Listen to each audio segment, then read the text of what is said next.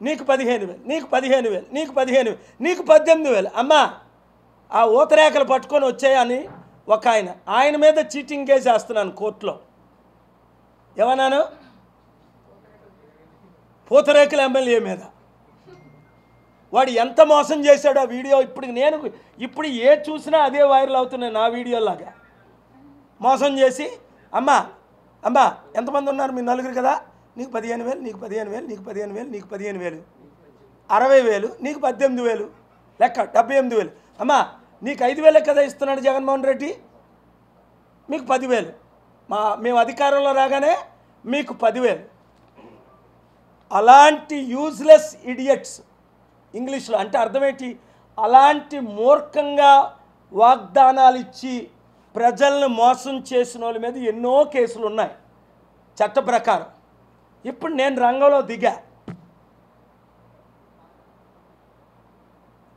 ఇలాంటి పనికిమాల ఎమ్మెల్యేలని రోడ్ల మీద తిరగనివ్వకూడదు, జైల్లో పెట్టాలి. మరొకసారి వాగ్దానాలు ఇవ్వకుండా వాళ్ళు చిత్తుగా ఓడించాలా. 5 నుంచి 7 సంవత్సరాలు జైల్లో పెట్టాలి. మహిళల్ని మోసం చేసి, వృద్ధులను మోసం చేసి, నిరుద్యోగులను మోసం చేసి, అసలు నేను మాట్లాడకూడదు అనుకున్నాను ఇవన్నీ. చంద్రబాబు నాయుడు గారు మీడియా ద్వారా నేను మీకు చెప్తున్నాను, రండి కలిసి పనిచేద్దాం, దేవుడు మిమ్మల్ని దీవిస్తాడు. లేదా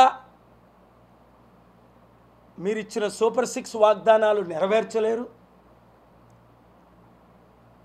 ఇలాంటి మహిళల్ని మీరు అసెంబ్లీలో బిల్లు పెట్టకపోతే కాపాడలేరు. చరిత్రలో ఒక అంబేద్కర్గా, ఒక గాంధీగా, ఒక సర్దార్ పటేల్ లాగా, 100 మంది హీరోస్ లాగా ఉండిపోవాలి అంటే మీ చివరి దినాలు కనీసం 75 సంవత్సరాల్లో రిటైర్ అయ్యే టైం మీది. మోదీ గారు కూడా సెప్టెంబర్లో రిటైర్ అవుతున్నారని విన్నాను. మంచి చేసియండి. ఆ తర్వాత మీ పార్టీలో ఎవరికి మీరు నెక్స్ట్ ముఖ్యమంత్రి పదవి ఇంకో 3 సంవత్సరాలు 2 సంవత్సరాలు ఉంది కదా, అది మీరు పవన్ కళ్యాణ్ గారికి ఇచ్చుకుంటారా, లోకేష్కి ఇచ్చుకుంటారా, ఎవరికైనా మీరున్నంత కాలం మంచి చెయ్యండి.